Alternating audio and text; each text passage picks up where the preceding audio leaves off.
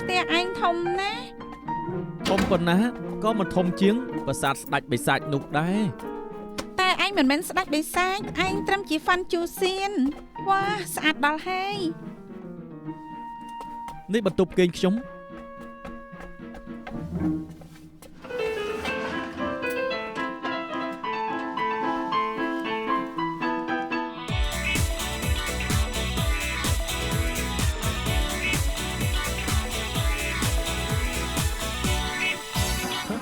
ខ្ញុំត្រូវតែឈ្នះអូព្រះហើយមើលចុះចាញ់បាត់ហើយឈ្នះហើយ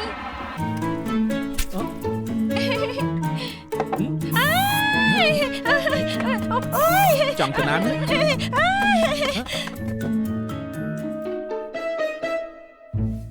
ហើយមិត្តឯងបាទខ្ញុំឈ្មោះជីលោកអ៊ំហើយនេះជប់លៀងអ្វីដែរ Fantasia លោកអ៊ំខ្ញុំជាអ្នកតែងមុខឲ្យគេលុយទេលុយមែនតើតែលុយប៉ុណ្ណាគឺត្រូវចេះសម្អាតផ្ទះផងបាទតោះ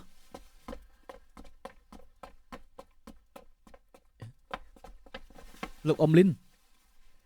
កុំប្រាប់រឿងនេះដល់លោកប៉ាអ្នកម៉ាក់ខ្ញុំបានទេបែបនេះហៅថាបិទមាត់សាកសីមែនទេ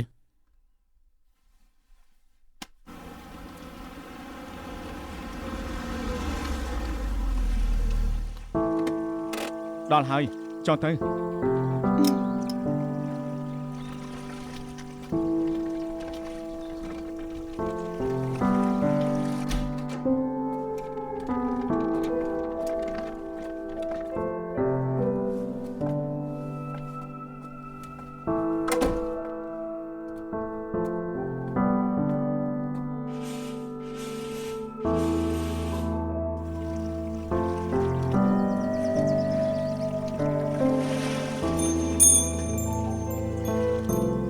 ចង់នៅជួបបណ្ណាក៏បានដែរគ្មានអ្នកមករំខាននាងទេប្រាប់អ្នកផ្ទះបន្តិចទៀត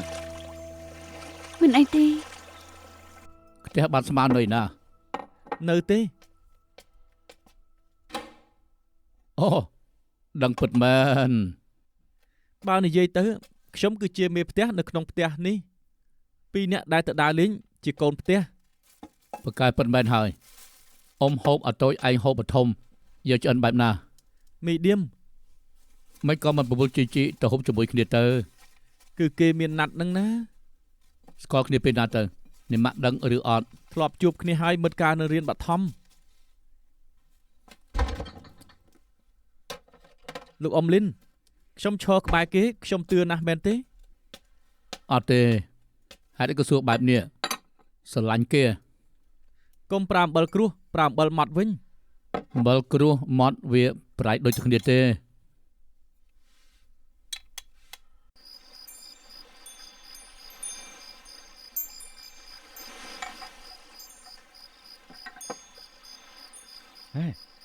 ខ្ញុំទិញតែវើប៊ីណាមកថ្មីដែរសាបខ្លួនតិចទៅល្អណាស់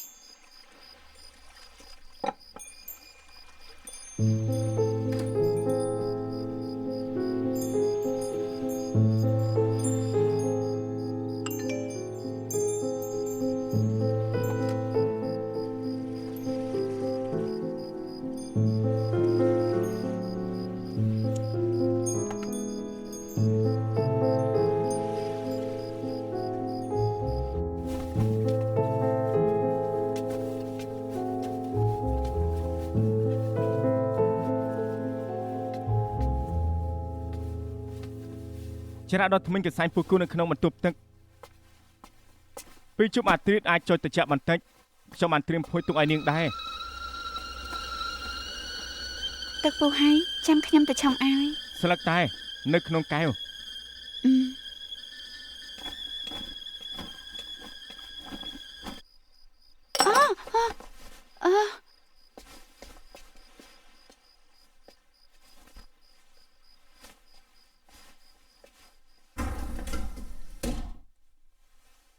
ជីក្រុងគឺអញ្ចឹងឯងសត្វហោះចេញចូលតាមចិត្ត លោកនិយាយពិតទេ ចង់ឲ្យខ្ញុំធ្វើជាអ្នកយាមទីបាននឹងសប្បាយចិត្ត ខ្ញុំមិនដឹងថាអ្នកយាមដូចជាលោកជាមនុស្សឬក៏អត់ទេ អូខេជប់នេះនឹងនៅទីនេះគេងជាមួយមិត្តខ្ញុំណា មិនបានយប់នេះលោកហាមគេងខ្ញុំមិនខ្វល់ទេលោកកុំឲ្យមិត្តលោកហោះចុះបន្ទប់ខ្ញុំ អូខេប្រានាងជប់នេះគេនៅក្នុងបន្ទប់ឲ្យសប្បាយចិត្តចុះខ្ញុំការពារនៅខាងក្រៅមានអ្វីចាំហៅខ្ញុំចុះ អឺ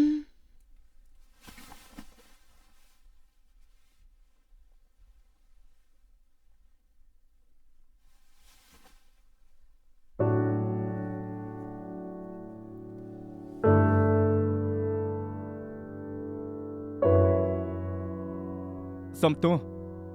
ថ្ងៃនេះ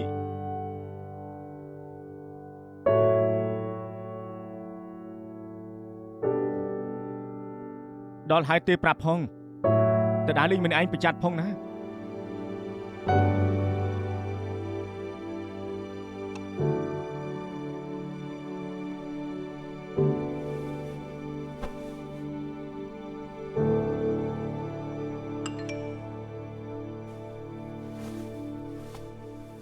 Marcus ឬក្តីឆោបបោករបស់លុយឈុនហួយខ្ញុំនិយាយជាមួយគេហើយគេចង់ស្នើតចាំឯងមកវិញចំណងមកជួបគ្នា បុតនេះ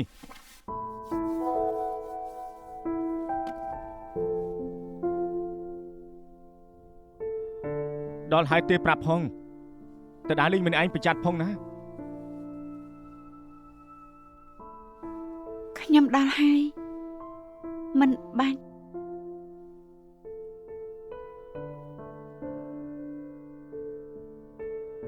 មានសុវត្ថិភាពមិនបាច់បារម្ភ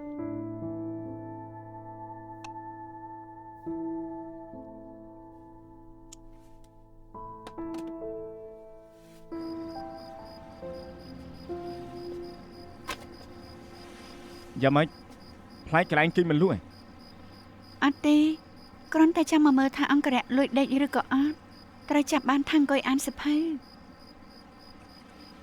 មែនហើយអង្គុយអានសៀវភៅលើកៅអីគឺស្រួលមែនទែនព្រោះខ្ញុំធ្វើខ្លួនឯងផ្ទាល់ដៃ លោកធ្វើកៅអីខ្លួនឯងហី នាងក៏មើលស្រាប់ថាជាកៅអីសាមញ្ញវាមានព័ត៌មានលម្អិតច្រើនត្រូវប្រើពេលប្រើក្នុងការដកខាត់ឈើមនុស្សទម្ងន់ជាង100គីឡូក៏អាចអង្គុយបានដែរ លោកជាអ្នកណាឲ្យប្រកាសទៅកៅអីក៏ធ្វើខ្លួនឯង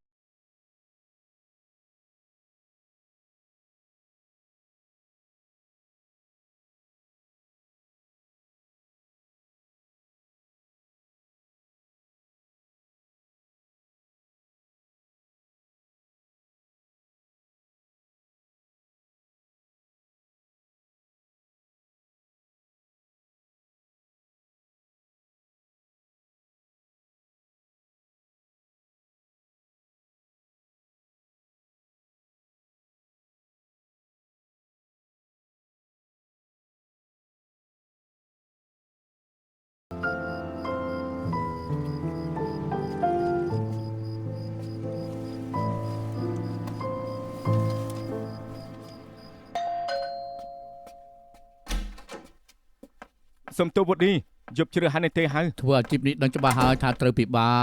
តែចម្លែកណាស់ហេតុអីក៏ឯងនៅហុងកុងទៀត ជាប់ការងារនៅសាកលវិទ្យាល័យទៅមិនបានភ្លាមវិមានទៅម្នាក់ឯងហើយ ទៅ honeymoon ប្រយ័ត្នប្រៃខ្លាយទៅជាដើរលេងម្នាក់ឯងអញ្ចឹងទុកឯកសារនៅទីនេះហើយ អូខេបន្តិចទៀតចាំខ្ញុំអាន ព្រោះអ្វីមានឱកាសសម្រាប់ពីអាទិត្យនៅលំហែជាមួយនឹងវិមានខ្ញុំក៏យល់ព្រមជួយមើលជូសៀនឲ្យហើយដែរនៅសុកសុងសុំផ្អាកធូស្អី មាននិស្សិតម្នាក់ប្រហែលជារៀនដល់វងវិញសតិឡើងកិច្ចការយឹតគ្រប់មុខវិជ្ជា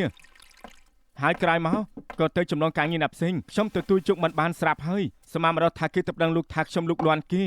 សាលាកំពុងតែធ្វើការស៊ើបអង្កេត អមិនក៏មិនលឺវានិយាយអញ្ចឹង រឿងវាភ្លាមពេកខ្ញុំប្រាប់គេត្រឹមថាកើតរឿងនៅសាលាត្រូវឃ្លាសិនបានឡើងជន់ហមមិនបាន ហើយនិស្សិតមានផតតាំងអ្វីដែរ ពេលនេះដឹងត្រឹមថាគឺជាសម្បត្តិប្តឹងសាលាគឺ2គឺឲ្យមើលហើយ ហើយសាលាថាមិនខ្លះទៅ ក ប្រាប់តាមត្រង់សាលាគឺមិនចូលចិត្តរឿងនេះស្រាប់ហើយជាពិសេសគ្រូហើយនឹងកូនសិស្សបើរឿងបែកធ្លាយចេញទៅបានឡើងទៅពំមុខជាមិនខានទេ កុំបារម្ភអីមិនបានធ្វើមកចោតប្រកាន់មិនបានទេអញ្ចឹងបើសិនជាបានតម្រុយអីគឺត្រូវប្រាប់ខ្ញុំមុនគេណា បន្តិចទៀតក្រុមស៊ើបអង្កេតនឹងហៅខ្ញុំទៅបំភ្លឺហើយបើមានអ្វីរំកិលទៅមុខខ្ញុំនឹងប្រាប់ឯងភ្លាម សម្បត្តិប្តឹងនាងប្រាប់ថាលោកគ្រូម៉ាខឺហ្វាន់លោកលន់នាងជួយរៀបរាប់ព័ត៌មានលម្អិតផងបានទេ ខ្ញុំចាប់ផ្ដើមរៀនខ្លះលោកគ្រូហ្វាន់ឆ្នាំតែមិញក្រោយមករៀនគាត់តែងឲ្យខ្ញុំនៅបន្តពេលខ្លះក៏ចង់សួរសំណួរពេលខ្លះណែនាំសិភើឲ្យអាន គេឲ្យប្អូននៅម្នាក់ឯង ចា និយាយបន្តទៀតទៅ លីតានគឺជានិស្សិតក្នុង class PCLL ជាមុខវិជ្ជាដែលខ្ញុំបង្រៀនពាក់ព័ន្ធនឹងរឿងក្តីព្រហ្មទណ្ឌច្រើនដងណាស់ក្រោយចេញពីរៀនលីតានតែងតែសួរសំណួរខ្ញុំពេលខ្លះនៅតែ2នាក់ពេលខ្លះក៏មានសិស្សផ្សេងនៅជាមួយ ពេលនោះខ្ញុំមានសំណួរសួរគាត់មានភាពអត់ធ្មត់ក្នុងការតបសំណួរខ្ញុំគិតថាគាត់ជាមនុស្សល្អរីករាយជួយខ្ញុំយូរទៅកាន់តែស្និទ្ធស្នាលនឹងគ្នាពេលនៅជាមួយគ្នាតែ2នាក់កាន់តែច្រើនឡើង សម្រាប់ថារាល់លើកដែលលីតាន់មានសំណួរគេតែងនៅបន្តធ្លាប់មានទេថាមានហេតុផលផ្សេងដែលលោកឲ្យគេនៅបន្ត គ្មានទេ ពេលគ្មានមនុស្សគាត់តែងតែអបស្មាខ្ញុំពេលខ្លះអង្អែលខ្នងខ្ញុំមានអារម្មណ៍ទៅទាល់តិចតួចតែគិតថាប្រហែលជាគិតច្រើនពេកលោកគ្រូហ្វាន់ទុកខ្ញុំជាមិត្តបានធ្វើបែបនេះក៏ថាបាន ខ្ញុំមិនដែលអបស្មាគេឬមួយក៏អង្អែលខ្នងគេ មុននេះខ្ញុំឈឺឡើងកិច្ចការឲ្យលោកគ្រូហ្វាន់មិនតាន់គាត់ប្រាប់ថាគាត់ដឹងថាខ្ញុំនៅហុងកុងម្នាក់ឯងគ្មានទីពឹងគួរឲ្យអាណិតគាត់ប្រាប់ថាក្នុងនាមជាគ្រូក្នុងនាមជាប្រុសរីករាយជួយខ្ញុំពេលនោះខ្ញុំគិតថាសម្ដីគាត់រៀងចម្លែក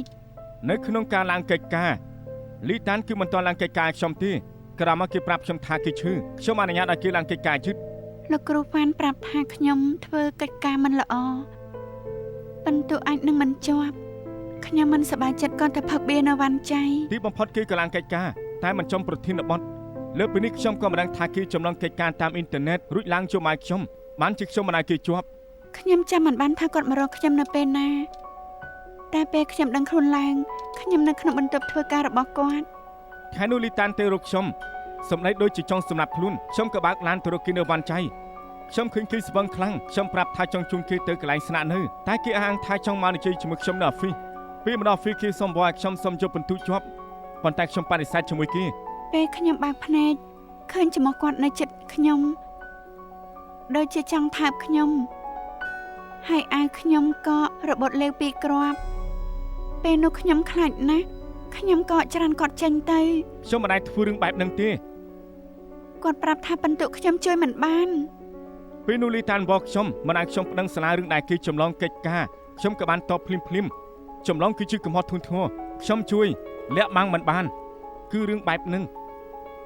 ច្រើនឆ្នាំមុននេះបន្ទុកខ្ញុំគឺល្អណាស់ខ្ញុំមិនដែលធ្វើបែបនេះនោះទេ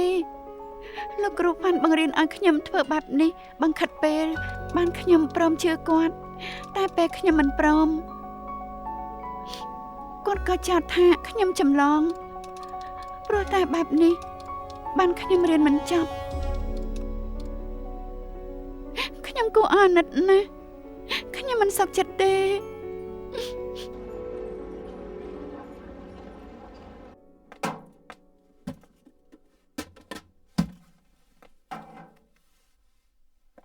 អេញ៉ាំបាយម្នាក់ឯងញ៉ីក្រែងទៅបណ្ដាលឡើងតុលាការកំពូលណា ខ្ញុំបានសភៅមកច្រើនក្បានណាស់ចាំស្អែកចាំឲ្យខ្ចីហើយនឹងដំណាប់ចេកញ៉ាំជាមួយគ្នាទេ មិនអីទេអរគុណខ្ញុំយកបាយមកហូប បាន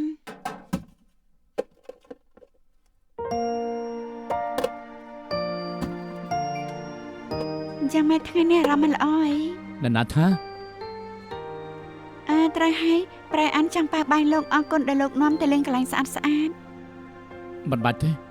លោកគ្រូដាក់ការងារឲ្យធ្វើច្រើនមិនទាន់រួចផងនៅតែ2នាក់ចុះ មិនមែនតែ2នាក់ហូលេក៏ទៅដែរ អេនិយាយរឿងហូបបាយថ្ងៃស្អែកនេះមែនទេខ្វិនតុនក៏ទៅដែរមែនទេ ខ្ញុំមានការងារត្រូវធ្វើច្រើន ច្រើនប៉ុណ្ណាក៏ត្រូវហូបទៅជាមួយគ្នាទៅសម្រាប់ថាអញ្ចឹង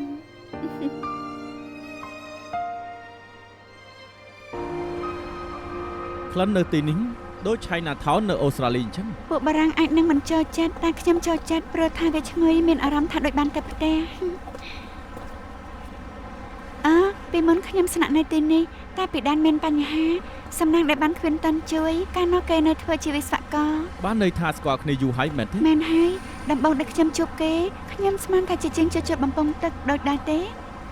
ខ្ញុំនៅចាំបានចេដនមិនសូវចេញក្រៅជួយអ្នកស្រុកទេ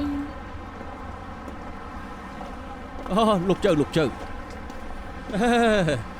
ជាលោកពិតមែនឮថាលោកលាចេញហើយបែប បា នេះ ក់មែនហើយថ្ងៃនេះនាំមិត្តភ័ក្តិមកហូបបាយនៅម្ដុំនេះ តាំងពីលោកលាឈប់មកមានម្ដងនោះបំពង់បង្ហូរទឹកនៅមុខហាងវាស្អុយខ្លាំងណាស់រាប់ខែហើយជួសជុលមិនបានតែក៏គ្មានអ្នកទទួលពេលមានអ្នកមកក៏យកលេងចេះយកលេងចុះមិនបាន5នាទីក៏ត្រឡប់ទៅវិញ អេលើកមុនលោកប្រាប់ឲ្យម្ចាស់បន្ទប់ជួយជួសជុលជញ្ជាំងឲ្យពួកយើងមិនទាន់អរគុណចំនួនអ្នកស្រុកទេណែយកផ្លែបោកទៅយកទៅ អរគុណហើយចឹង ពេលនេះមិនមែនមន្ត្រីរាជការទៀតទេអស់ណែយកគ្រូចទៅហូបទៅយកចែកមិត្តភ័ក្តិហូបដែរទៅ យកទៅអរគុណច្រើន លោកជួយពួកយើងច្រើនណាស់ ដូចតារាអញ្ចឹង អរគុណខ្លាំងណាស់ដែលនាំដើរលេងថ្ងៃនេះមកជុលកៅមួយ បាច់គួរសមទេ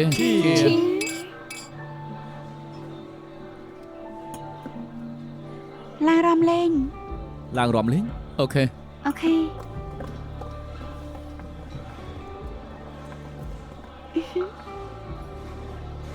តាំងពីរៀនចប់សកលមិនដែលរំទេទើបមិនប្រកាស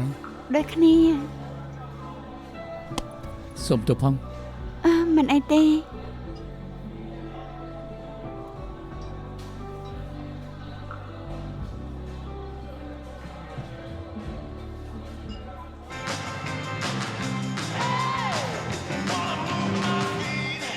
ប្រាប់មុនឲ្យហាញខ្ញុំមិនសូវចេះរាំទេ ខ្ញុំចន់ជើងជាសិល2ដងហើយលើកនេះបត់ញាក់នាងប្រកាសជាស្លាំង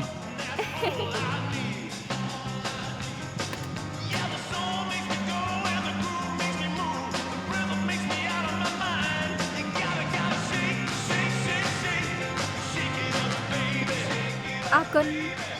ខ្ញុំកំងអាយសាក់ភ្លុំមែន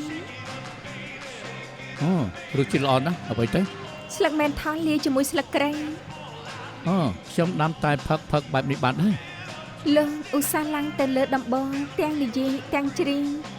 ដូចយកចិត្តកូនក្មេង ស្លឹកគ្រៃកន្លះឆ្នាំទៀតបានបាយគុំអាសានិយាយជាមួយឲ្យឆាប់ធំ ប៉ុន្តែ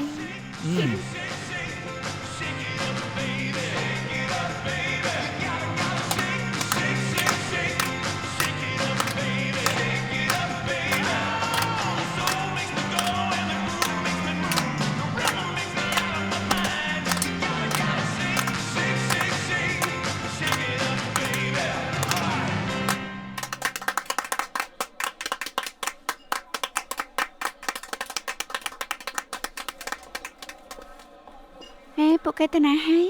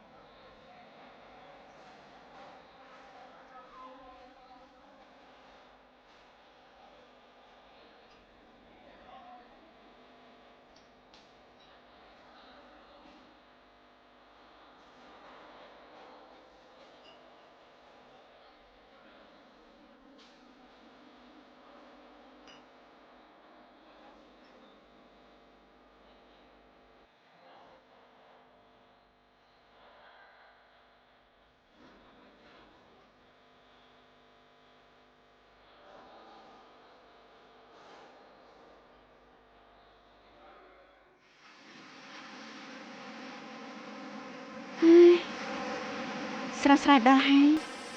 ធម្មតាចេញពីធ្វើការក៏មកផ្ទះចិត្តអอฟហ្វិសសងអគារថ្មីពេលណាក៏មិនដឹងផង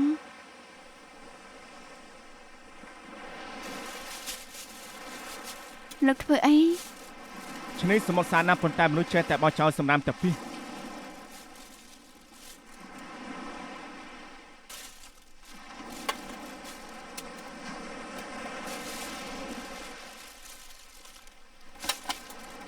ហុចដៃមក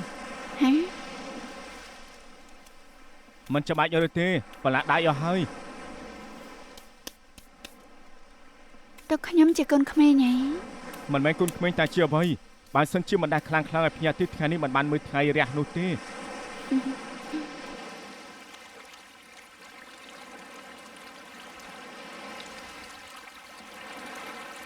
អេមើលចាស់គួរឲ្យស្រឡាញ់ណាស់ មិននេះគេហៅថាក្តាមសេឈ័ន ក្តាមជាសត្វលើគោកក្នុងទឹក អ្នកណាប្រាប់ក្តាមខ្លះគឺនៅក្នុងទឹកក្តាមខ្លះគឺនៅលើគោក ហាលោកពិតជាដឹងច្រើនមែន បន្តិចបន្តួច លោកបកាយ៉ាងនេះសំសាឡបងបន្តិចទៅមកគ្នានេះគេហៅថាអី សមុទ្រណានហៃ ចាស់ហួរណានហៅតែទៀត មហាសមុទ្រប៉ាស៊ីហ្វិកនឹងចាំមកទេមហាសមុទ្រទាំង5មួយណាធំជាងគេ ប៉ាស៊ីហ្វិកនេះហើយ អូពូកែមែន ពេលនេះយើងឈរនៅលើឆ្នេរសមុទ្រដែលធំជាងគេបំផុតហើយណា មិនខុសនោះទេ ហើយដៃមក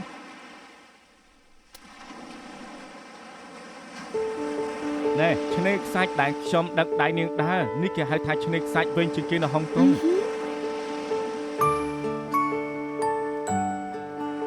ត្រង់នោះគេនាំគ្នាធ្វើអី អ្នកភូមិទីនេះគឺរៀបចំបន់តន្ត្រីឆ្នេរសមុទ្ររាល់ឆ្នាំ បណ្ឌតន្ត្រីឆ្នេរសមុទ្រអី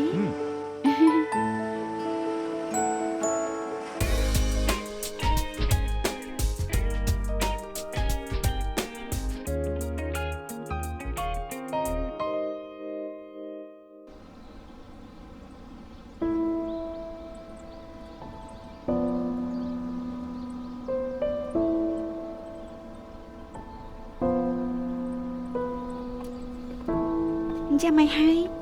ទោះប្រាប់ថាលក្ខជារឿងសម្ងាត់តែក៏ត្រូវមានមនុស្សយកទៅនិយាយ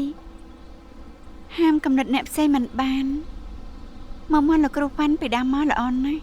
មិនបាច់ខ្វល់ពីកំណត់អ្នកណាលោកគ្រូវ៉ាន់ជាគ្រូបងមកមើលខ្ញុំគិតថាសំដែរនាងជាមិត្តរបស់ខ្ញុំត្រូវតាមមកមើលអរគុណហើយជីសែលនៅហុងកុងមិត្តខ្ញុំមានតែបងម្នាក់គត់កាលនៅ JON ខក៏ធ្លាប់ជួបរឿងបែបនេះខ្ញុំមិនសុខចិត្តទេកាលនៅ JON ចង់ធ្វើការពេល Summer មិនថា Kevin ធ្វើអីខ្ញុំ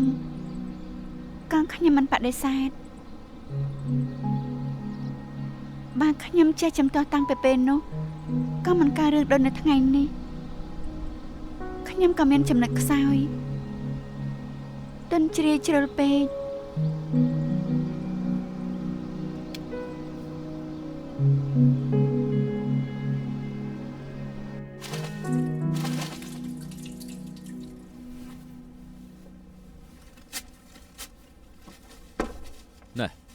ថ្ងៃនេះឯងកើតអីសភាពអាក្រក់មើលណាស់ស្មុកស្មាញចិត្តរឿងសកលវិទ្យាល័យវិវិនដឹងរឿងហើយនៅ តាណាលេងរូសិនមកវិញចាំគិតទៀតអូខេបើសិនជាមានអ្វីវុតនេះនឹងជួយដល់ខ្ញុំឯងធ្វើការឯងចុះ បើមានអ្វីឲ្យខ្ញុំជួយក៏ប្រាប់បោណាសម្លាញ់ អូខេ ណែកែទម្លាប់ទៅកុំចិត្តទុនជាមួយពួកនិស្សិតខ្លាំងពេកដឹងថាខ្លួនឯងសង្ហាក៏ធ្វើខ្លួនឲ្យល្អដាក់គំនុះឲ្យច្បាស់ ឯងនឹងជឿដូចខ្ញុំបានធ្វើអញ្ចឹង ខ្ញុំស្គាល់ឯងប្រហែលឆ្នាំហើយឯងមិនហ៊ាននោះទេ មិត្តឈួតស្អីនឹង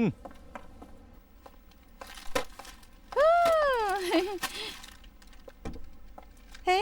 ទីនេះដូចធ្លាប់មានធោបាត់តាណាហើយ បាច់ផ្កាមេធាវីហួរស្អាតដល់ហើយមិនប្រទិញឲ្យហី មែនហើយប្រាប់ថាកុំចំណាយលុយក៏មិនព្រមស្ដាប់ អូនៅជុំគ្នាល្អមែនត្រូវហើយដឹងរឿងមេធាវីវ៉ាន់លោកលាន់និស្សិតស្រីហើយណែ ហេពួកយើងចូល office ដូចគ្នារាល់ថ្ងៃហេតុអីដឹងរឿងលឿនជាងគេ តុកធ្វើការខ្ញុំប្រមូលព័ត៌មានបានលឿនណាស់ពួកឯងមិនដឹងទេអីអញ្ចឹងតើបានមេធាវីវ៉ាន់គិតតែមកធ្វើការមិនព្រមតែដើរលេងម្យ៉ាងទៀតនិស្សិតធ្លាប់យកកិច្ចការមកឲ្យដល់ទីនេះស្បែកសគួរឲ្យស្រឡាញ់ មានអ្នកប្រាប់ថានិស្សិតស្រីជាមិត្តស្រីមេធាវីវ៉ាន់ខាងប្រុសសំបែកទើបខាងស្រីបកក្បាលខំចោទថាលោកលាន់ បើធ្លាប់តាក់ទងគ្នាប្រហែលមិនមែនត្រឹមលោកលាន់ទេខ្ញុំថាប្រហែលជាមានអ្វីផ្សេង ហើយណែគិតប្រដេះផ្ដាស់ជ្រុលពេកហើយលោកគ្រូច្បាស់ជាត្រូវគេចោទប្រកាន់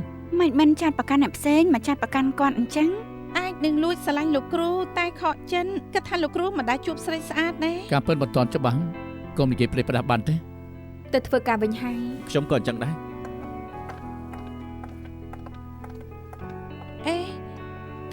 ហេនសាន់និយាយរឿងលោកគ្រូប្រាប់ខ្ញុំហើយតែមិនស្មានថាមានអ្នកដឹងច្រើនយ៉ាងនេះយកទៅគិតប្តេផ្ដាល់ហើយបន្តិចនឹងខ្លាចជារឿងធំមកចាប់មកព្រាមបានល្បីបន្តទៀតមិនដឹងជាយ៉ាងណាទេជីសែលហេនសាន់ប្រាប់ថាស្រីម្នាក់នេះធ្លាប់ធ្វើការនៅការិយាល័យចាស់នាងស្គាល់គេទេខ្ញុំស្គាល់គ្វិនតុនយើងធ្លាប់ជួបគេជាមួយគ្នាខ្ញុំហ៎អូម្នាក់ដែលមករកលោកគ្រូហ្នឹងហ៎គិតថាគេស្អាតណាស់ហ៎បានលោកគ្រូត្រូវលូកលាន់អូយអរុនសួស្ដីអរុនសួស្ដីអរុនសួស្ដីពេលហូបអាហាររួចក៏មកធ្វើការផ្សេង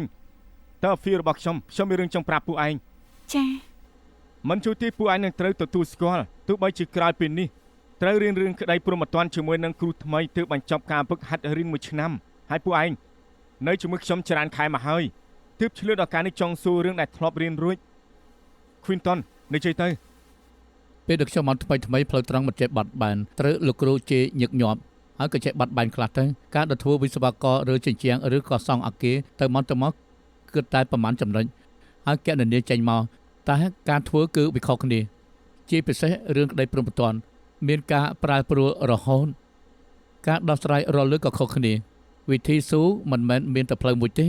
ធ្វើមីទ្វីត្រូវមានចំណេះដឹងជុំវិញទិសពេលវិភាគត្រូវប្រើគោលការណ៍ធម្មជាតិភាពអាចទៅរួចក្រែងទទួលស្គាល់ថាពេលខ្លះបើត្រឹមគំនិតមិនគ្រប់គ្រាន់ទេ10000នាក់គឺអាចមានវិធីធ្វើខុស10000បែបហើយចូលជីសើដល់ពីគ្រូច្បាប់មកធ្វើជាមីទ្វីសោកស្ដាយដែរទេប្រាប់មកមិនដែលសោកស្ដាយទេព្រោះជារឿងដែលខ្ញុំចូលចិត្តហើយចង់ធ្វើតែត្រូវការសភាពផ្លូវចិត្តបន្តិចហេតុអីពេលមុនមិនដឹងអីចង់ជួយមនុស្សបានចង់ធ្វើមេធាវីតែពេលបានធ្វើហើយទើបដឹងថាការធ្វើជាមេធាវីមិនគួរយកកំណត់ផ្ទាល់ខ្លួនជាគោលមិនគួរប្រើអារម្មណ៍ខ្លាំងតាមពិតទៅប្រព័ន្ធច្បាប់គឺនៅមុខច្បាប់គ្រប់គ្នាស្មើភាពមានន័យថាទោះខ្ញុំមិនចូលចិត្តចង់ចាត់ប៉ុណ្ណាដូចជាលឹមជៀនវៃដូចជាសឹងវ៉ាន់ស៊ឺក៏ត្រូវជួយគេបន្តទៀតខ្ញុំយល់ពីសម្ដីនាងតែកុំជួយច្រឡំមុខងារមេធាវីហើយនឹងចៅក្រមមេធាវីទៅធ្វើតាមទូនាទីមេធាវីខុសឬត្រូវឲ្យចៅក្រមជាអ្នកកាត់ក្តីតែគួរឲ្យសោកស្ដាយសង្គមចូលចិត្តកាត់ក្តីមុនរួចហើយឡើងសវនាការលោកគ្រូក្រៅពីករណីដែលត្រូវឡើងសវនាការមានអ្វីដែលខ្ញុំអាចជួយទេគ្មានទេខ្ញុំជឿជាក់លើខ្លួនឯងជឿថាលើកនេះមានយុត្តិធម៌ថ្ងៃណាមួយនឹងដឹងការពិតនឹងលាតត្រដាង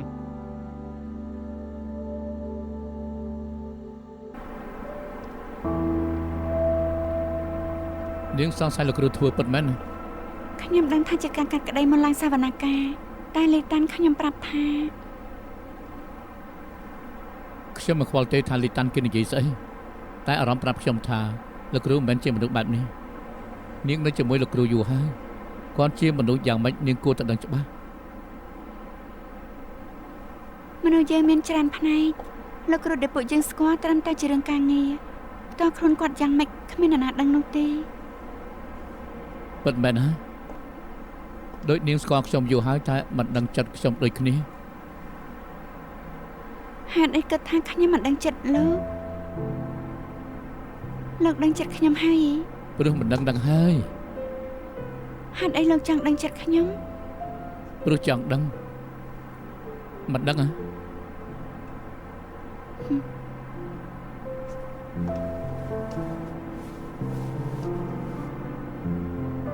សម្រាប់ថាយ៉ាងម៉េចស្អីនិយាយពីអីនាងចង់ឲ្យខ្ញុំដឹងចិត្តនាងទេវាពិបាកយល់ណាស់ណាខ្ញុំមិនចង់តបសំណួរលោកខ្ញុំមានសិទ្ធិមិននិយាយ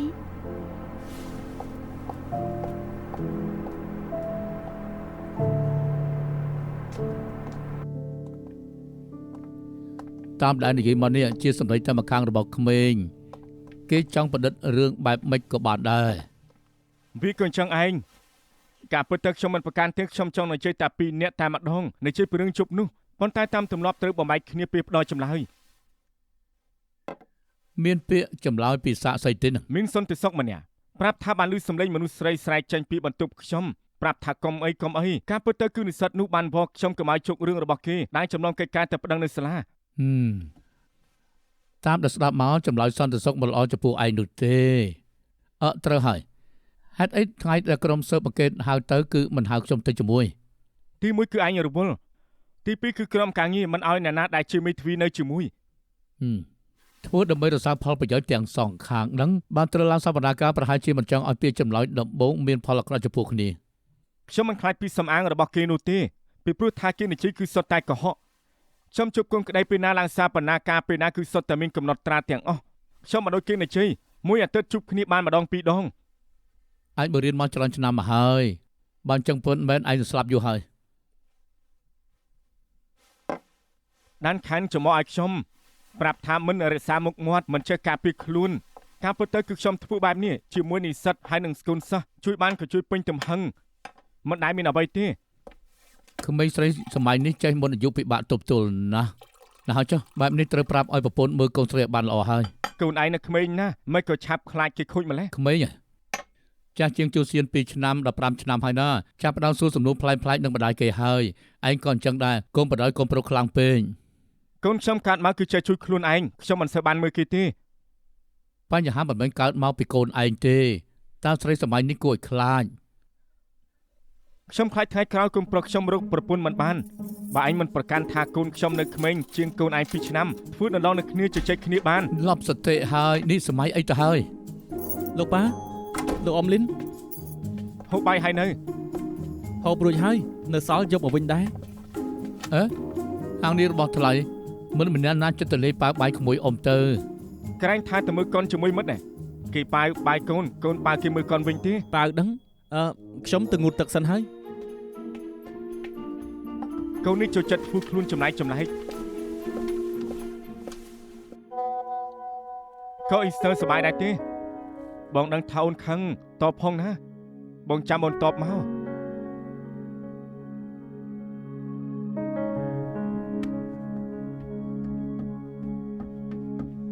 ជូសៀន បាទ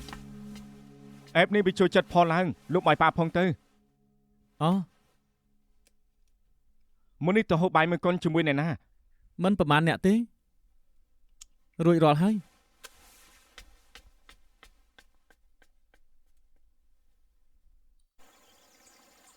ហុចស្រាយផង នេះ នេះគឺស៊ីវទេ សុំទៅផង ដាក់ស្រាគឺជួយបំបត្តិក្លិនឆ្អាបសុំខ្ទឹមសនិងសណ្តែកខ្មៅ អូខេខ្ទឹមសនិងសណ្តែកខ្មៅ ដាក់ចំហុយបានហើយជួយលាងម្លាយផងទៅ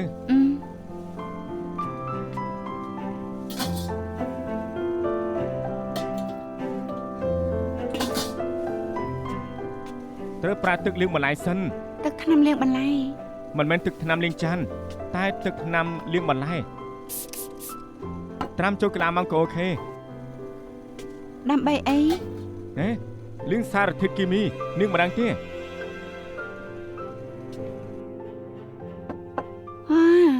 មើលទៅតំណងញ៉ាំណាស់ ហូបឲ្យច្រើនទៅ ធម្មតាលោកធ្វើម្ហូបញ៉ាំខ្លួនឯងហ៎ មែនហើយក្តីសុខបំផុតនៅក្នុងជីវិតនាងមិនដែលធ្វើទេ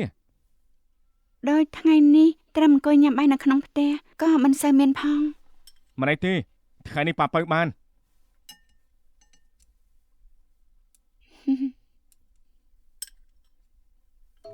លោកសាច់អី សាច់ដែលនឹងស្រួលចិញ្ចឹមបន្លែមួយចានត្រីមួយក្បាលក៏យកចិត្តបានយ៉ាងម៉េចខ្ញុំនិយាយអីខុស លោកនិយាយក៏ត្រូវគ្រាន់តែឆាបបន្លែចំហុយត្រីពិបាកត្រង់ណាតែខ្ញុំភ្លេចទៅឲ្យថាលើកចុងក្រោយដូចជៀនពងញ៉ាំជាពេលណា មិនអីទេមកហូបថ្ងៃត្រង់ខ្ញុំលើកឲ្យនឹងធ្វើចុះ កុំសម័យ ម៉ាខើ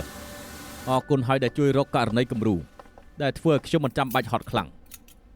ធ្លាប់សហការជាមួយមេធាវីច្រើនអ្នកហើយសហការជាមួយលោកសប្បាយចិត្តបំផុត សហការជាមួយខ្ញុំរៀនបានច្រើនណាស់ អូកុំនិយាយអញ្ចឹងអីបានទេអូនលោកចង់មកជួយនៅសភាមេធាវីដែរទេ មានប្រធានដូចលោកគឺគ្រប់គ្រាន់ហើយ ប្រធានរងគេប្រាប់ខ្ញុំថានៅបន្តតែមួយឆ្នាំទៀតប៉ុណ្ណោះដូច្នេះខ្ញុំនឹងស្នើឈ្មោះលោកបើសិនជាលោកយល់ព្រមមានច្រើនអ្នកចាំគាំទ្រលោក ជឿថាលោកបានឮរឿងនោះហើយខាងសាកលវិទ្យាល័យកំពុងតែត្រួតពិនិត្យខ្ញុំពាក់ព័ន្ធទៅនឹងរឿងក្តីលូកលាន់ សម័យកាលនៅរៀនសាកលមានគ្រូត្រូវគេប្តឹងដូចគ្នាតែក៏បានឆ្លងផុតបើលោកមានបញ្ហាវាមានយូរហើយត្រូវចាំដល់ថ្ងៃនេះដែរសាកគិតមើលទៅអូខេ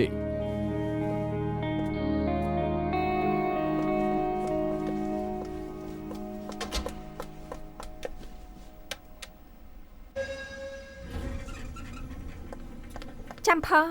សុំតើអរគុណ ចាំខ្ញុំជួយ មិនអីទេ ច្រើនជាងនេះម្នាក់មកកែច្រើនជាងនេះគឺកាន់បាញ់អត់ទេ អរគុណហើយ យកទៅផ្ទះទាំងអស់នេះហ៎ មែនហើយអ្នកគ្រូឈប់យូរការងារក៏នៅអាហ្វីទើបចង់យកទៅធ្វើឲ្យរួច អីវ៉ាន់ច្រើនជាងនេះឲ្យខ្ញុំជូនទៅទេ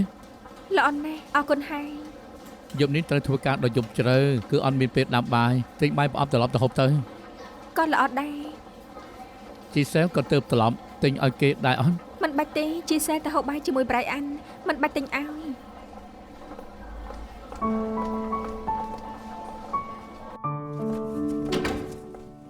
មិនដែលដឹងទេថាអាហារឈុតបានច្រើនយ៉ាងនេះនៅហូបជាមួយគ្នាណា បាន មួយរយៈនេះនៅអอฟហ្វិសមានតែអ្នកនិយាយរឿងករណីលូកលាន់របស់មេធីវីហ្វាន់កាន់តែនិយាយកាន់តែដូចពិនស្ដាប់មិនចូលទៅជាទេ លោករឿងមិនដែលមានរឿងអាស្រ័យបែបនេះទេសម័យនេះមនុស្សស្រីចោទថាប្រុសលោកលាន់អ្នកដែលមិនដឹងក៏ចង់ដឹងអ្នកមិនចង់និយាយក៏ចង់និយាយវិធីបំបត្តិមាត់ពួកមាត់ចាមាត់ព្រៀបទេនាងយល់យ៉ាងម៉េច ខ្ញុំមិនជឿអ្នកគ្រូទៅលេងកោះអ៊ីស្ទែមេធីវីហ្វាន់លួចមកសួរការវិភាគជាមួយខ្ញុំចង់ទិញសម្បត្តិយន្តហោះទៅសប្រៃអ្នកគ្រូពីរអ្នកគាត់ស្រឡាញ់គ្នាសឹងអីគ្មានថ្ងៃធ្វើរឿងដូចនេះទេ ខ្ញុំក៏ជឿលោកគ្រូដែរ សួស្តី សួស្តី សួស្តី សួស្តី មកដែរ មែនណាមកហូបបាយហ្វ្រី ពួកយើងគ្រាន់តែហូបអាហារឈុនមិនដូចជាពួកនាងទេទៅ dinner ក្រោមភ្លើងទី លើកក្រោយ4នាក់ទៅដេតជាមួយគ្នាទៅ បែបហ្នឹងមិនល្អទេដឹងខ្ញុំខ្លាចថាខ្ញុំជាមួយ Quinton ទៅរំខានទៅមុខទៅមាត់ពួកនាងទេដឹងអេនេះជាអ្វីទៅ រូបគំនូពួកយើងទៅសាប់ភេញខ្ញុំឃើញហើយស្រឡាញ់ក៏ទិញមកចង់យកមកភ្ជួរនៅក្នុងបន្ទប់ រូបនេះធំណាស់ត្រូវថែមដៃគោឲ្យច្រើនបន្តិចជួយភ្ជួររួចសំទៅ ប្រអប់ឧបករណ៍លើកមុនទុកក្នុងទូចាំខ្ញុំយកមកឲ្យ ល្អ ខាងនេះ អាចជីសែលភ្ជួរត្រង់នេះល្អដែរទេពេលធ្វើការងើយមុខឡើងនាងនឹងបានឃើញតែម្ដង ល្អណាស់អរគុណ អូវ៉ា បងចាំប្រអប់នេះបានទេការចាប់ផ្ដើមរៀនច្បាប់បងឲ្យមកខ្ញុំបងប្រាប់ថាប្រអប់នេះមិនមែនຕົកតែវិច្ចសក់តែថែមទាំងមានក្តីសង្ឃឹមនិងក្តីសម័យផងដែរ ពិតមែនណាបងធ្លាប់និយាយដែរ បងសាងទំនុកចិត្តឲ្យខ្ញុំគិតថាមេធាវីជាក្តីសម័យដែលអាចឈោងចាប់បាន តាមពិតអ្នកដែលជីសែលឧស្សាហ៍និយាយថាមានឥទ្ធិពលក្នុងជីវិតគឺជាលោកសា លីតាន់នាងយល់ពីគោលបំណងក្នុងការណាត់ជួបលើកនេះទេ ខ្ញុំយល់មកសម្រួលគ្នា ពួកយើងឲ្យកិត្តិយសដែលនាងទាមទារសម្រួលលោកគ្រូវ៉ាន់ក៏រីករាយចូលរួមជជែកជាមួយនាងខាងសាលាចង់ឃើញអ្នកប្តឹងនិងអ្នកត្រូវគេប្តឹងសម្រុះសម្រួលគ្នាអញ្ជើញលោកគ្រូវ៉ាន់ចូលមក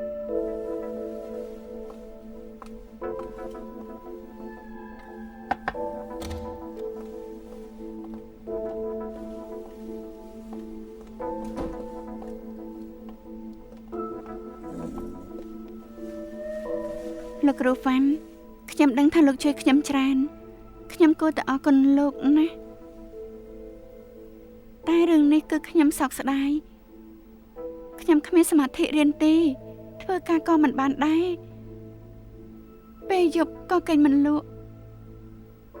បន្ទុកខ្ញុំធ្លាក់ចូលជ្រោះ និស្សិតលីតាន់បើលោកគ្រូវ៉ាន់ព្រមសុំទោសនាងមិនប្តឹងបន្តទេមែនទេលោកគ្រូវ៉ាន់លោកព្រមសុំទោសប្អូនលីតាន់ពីរឿងដែលកើតឡើងឬអត់ ខ្ញុំសុខចិត្តសម្រួលមិនរករឿង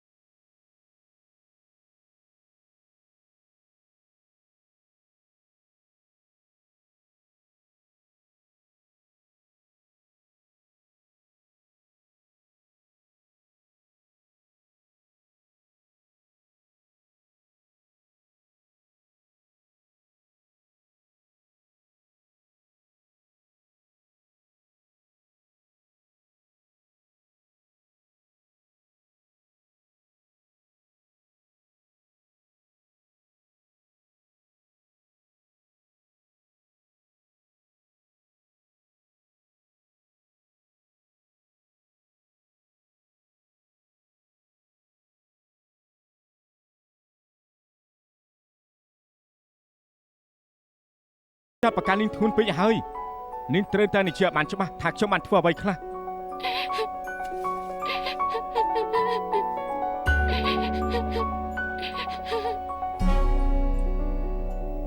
人戰埋頭全力向前，迎照着挑戰。有你做我的一張靠椅，人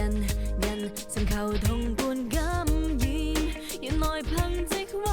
暖，在。